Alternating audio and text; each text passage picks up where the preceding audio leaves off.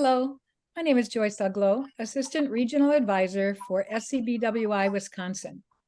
Welcome to the Wisconsin Kidlit Book Buzz broadcast, where members share book buzz about their PAL and independently published books. For those of you who are new, SCBWI stands for Society of Children's Book Writers and Illustrators, and we are members of the Wisconsin region. Wisconsin Kidlit Book Buzz interviews are broadcast live on Zoom on the last Tuesday of most months at 7 p.m. Central. Today, we are buzzing in on the topic of teachers who write. We are so very fortunate to have with us today two SCBWI Wisconsin members. Welcome, Kathy and Linda, to the Wisconsin Book Buzz. Thank you so much for being here today. Please tell us about yourselves. Go ahead, Linda. Well, hello, everyone. My name is Linda Teed. I am a retired third grade teacher, a former library assistant, and a self-published author of 5 books in just a few years. I have a great passion for reading and a great passion for writing and a great passion for collaborating, working with others, helping others, and getting good messages out to our young. Kathy, what about you? I'm Kathy Groth. I also am a retired teacher. I retired in 4th grade after teaching 30 years. I found an old manuscript I had started when my kids were preschoolers, and I had never finished it and decided I simply had to finish it. And that was my motivation to get into writing. And from there, I have published 3 books. I have 5 in the works, which is way too many, but inspiration hits at the craziest times. And Linda didn't mention this, but she started her own publishing company, and she inspired me to do the same. So my husband and I started Loon Calling Press just this past summer and published our first book, Sunken Shipwrecks of Lake Michigan. So it's all very exciting. I agree with Linda. I love meeting new people. I love networking with authors. SCBWI is the best place for that. So excited about this. Well, congratulations on all of that and the things to come. So what are some ways that being a member of SCBWI helps you and your writing career? Well, for me, I could talk forever on how beautiful this organization is and how the networking has helped me tremendously. Shortly after I retired from teaching, I wanted desperately to connect with other writers and rejoined SCBWI. I had been a member years ago when I was a teacher, kind of not really knowing what I wanted to do and where I wanted to take this. And SCBWI graciously came back into my life. And immediately I became available to network with others. So I have done some networking at public libraries where we get into small group and we discuss and bring our works, and others read our work, which is in and of itself so powerful. We also have so many opportunities to get together and do volunteer work and network with other people. And that's actually where I met Kathy Groth while we were in Lake Geneva at the library convention there. And we became fast and instant friends. And that's the thing about this organization. There are so many opportunities to be able to do exactly that, to just go on in, everybody welcomes you. And before you know it, you're just part of a massive, wonderful group of writers and illustrators. That's so fabulous. Kathy? Yeah, I couldn't agree with Linda more. You know, I started calling it friendships because the more things I went to with that SCBWI sponsored, the more friends I made. You know, Linda and I, and Joyce too, we met down in Lake Geneva, and we have become instant friends, and we help each other in the author world. Now we call it networking, but it really is building friendships, and it's a wonderful way to make author friends in this group. Some of the things I jotted down that have been important to me, SCBWI always tells us when conferences are coming up. They may be regional, they may be national, and they're huge. That's a great way to network. They always tell us about book events. I've sat in on many virtual workshops that are free. SCBI offers them for free, and I take notes furiously because I'm always learning so much from other authors. Awards. They talk about the awards that are coming up and how to get our name and our books in for these awards, which I would never have known about. The monthly book buzz I look forward to every month because they feature those of us who have a book out that month. And if we don't, we can sit in and listen to the others who have put a book out. And it is so fun and super motivating. When I listen to other authors who have published books and got them out there, it just motivates me all the more. So I love the monthly book buzz.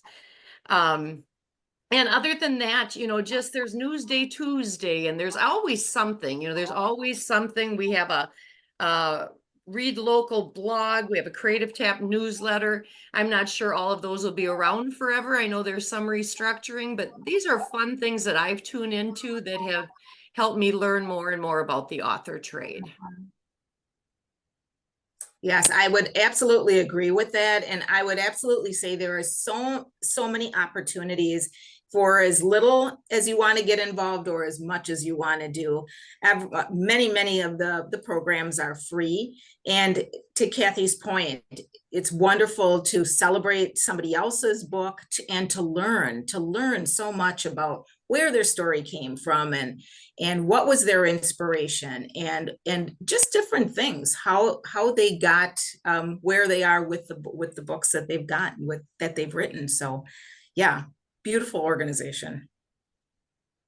So we'd love to hear about your books. Why don't you pick one and then tell about some ways that educators can use your books?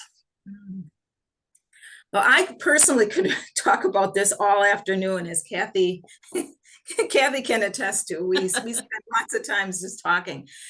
So I had two books that came out simultaneously.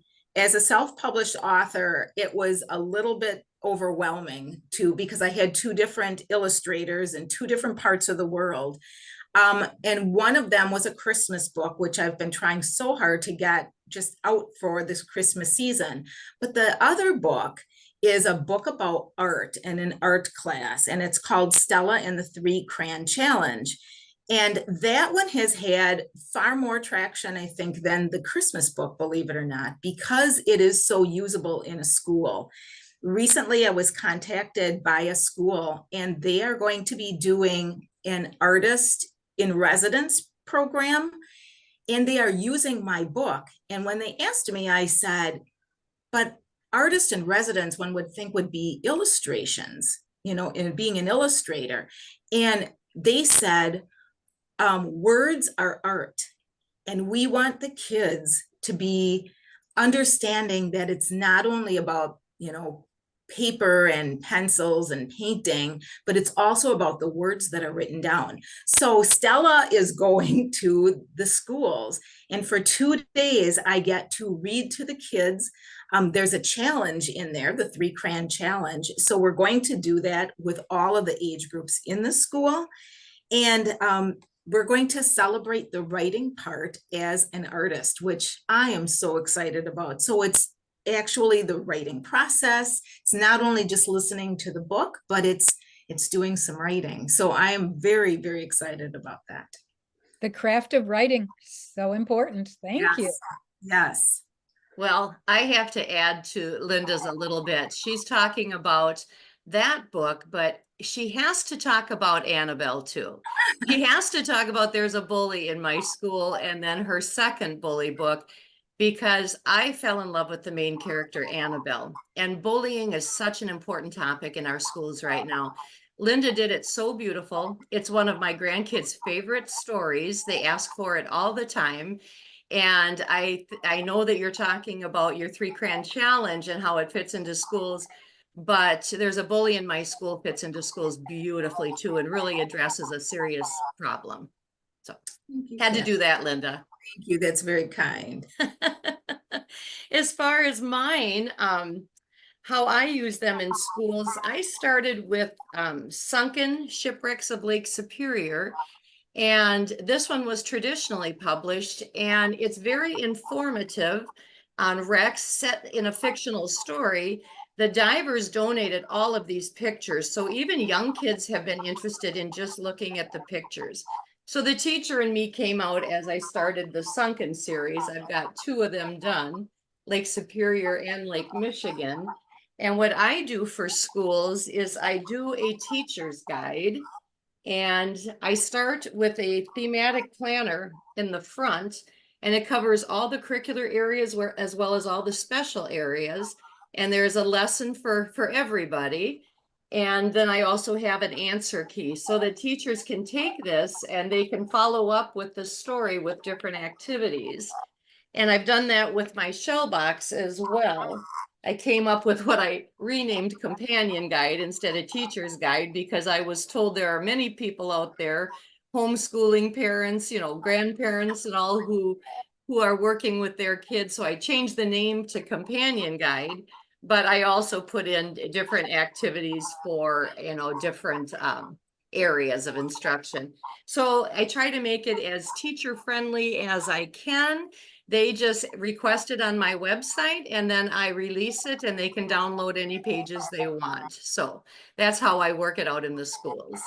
Right. And to piggyback on that, Kathy, as every good teacher always does, we always have those questions at the end of the stories. And with me, I missed the opportunity on my first book because it was my first book, and you learn so much after that first book of do's and don'ts and rights and wrongs. But after that, I said every other book has got to have 10 questions to ponder, just open-ended questions that teachers can use.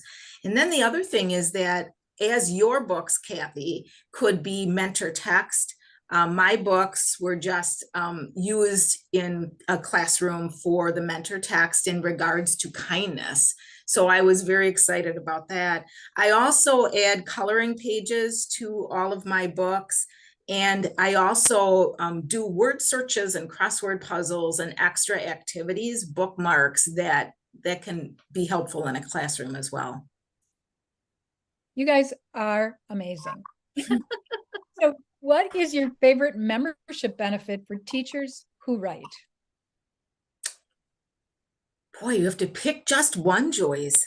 Just one. You know what? I keep coming back to the same answer, but it's the networking, because without each other, I wouldn't be a successful member, I don't believe. I mean, I was a member the first time around, as I said, and I didn't really know what it had to offer. And I guess I was too busy at the time to really even think about it. Now we really are, I mean, SCBWI is grabbing hands and saying, let's do this together. And networking is such an important part of it. As teachers, we thrive on the networking. We experience the going to other schools and asking those questions of what would you do if, and finding solutions. That's what we are and were as teachers, is finding solutions to problems and working together to help solve those. And that's exactly what SCBWI offers to me, the networking piece. Thank you. That is so true. You gave me goosebumps. Oh, thank you. Yeah, for me, networking is at the top of my list too. And we teachers are social beings, and to have, our own sometimes built-in critique groups. I mean, SCBWI offers beautiful critique partners and critique groups, but we also do that for each other as we make friends with each other.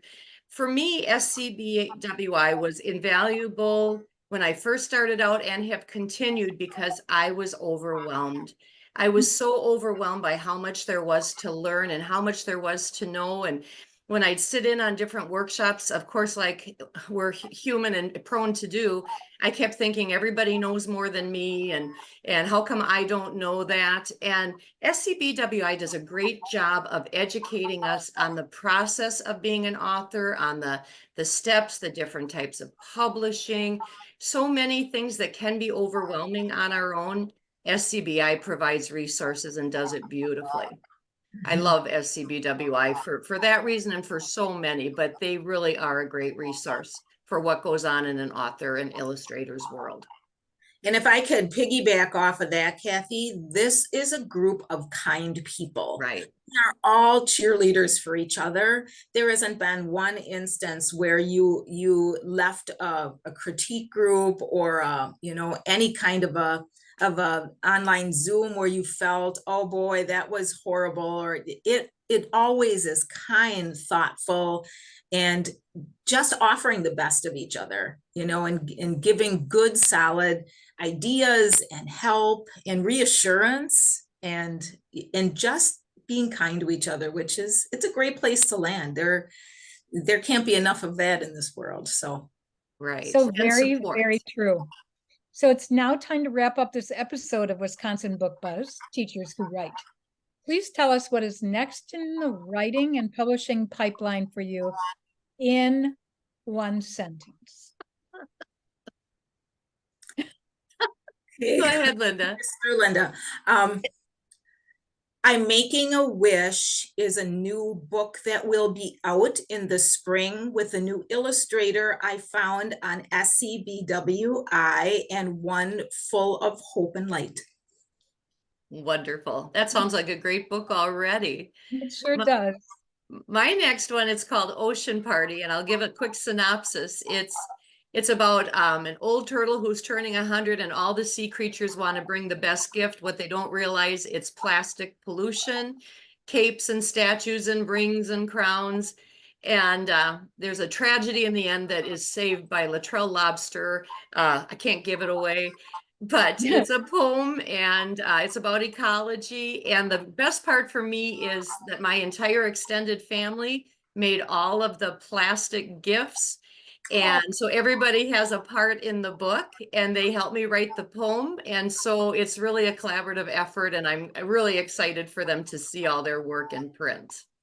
That was so fun to have the whole family involved. Yeah. So teachers sitting around a table might say, I have a book in me. I write. Wow, this is cool. I can, I will, I write.